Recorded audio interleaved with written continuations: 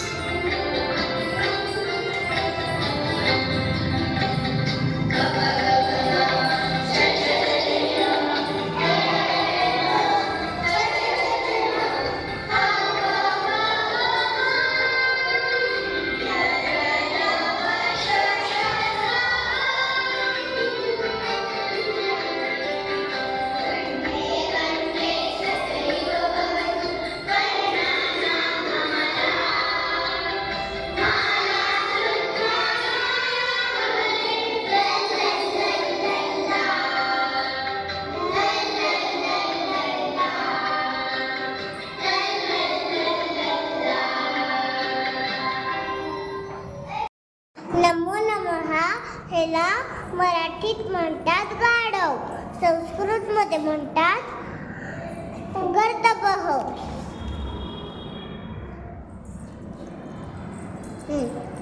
ही आहे गाय हिला संस्कृतमध्ये धेनू म्हणतात. ही आहे मांजर. हिला संस्कृतमध्ये बिडाल म्हणतात. म्हैस हिला संस्कृतमध्ये म्हशीशी म्हणतात. म्हशी किती उच्चते. ही आहे बकरी. हिला संस्कृतमध्ये ओजा म्हणतात. हरिण कांगारू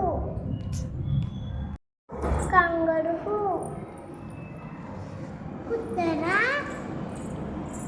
तुलकह चिक्कूकम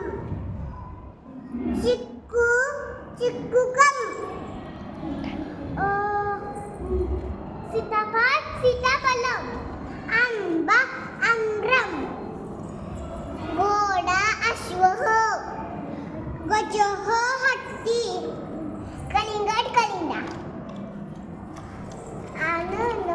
अननसा अनानस फळ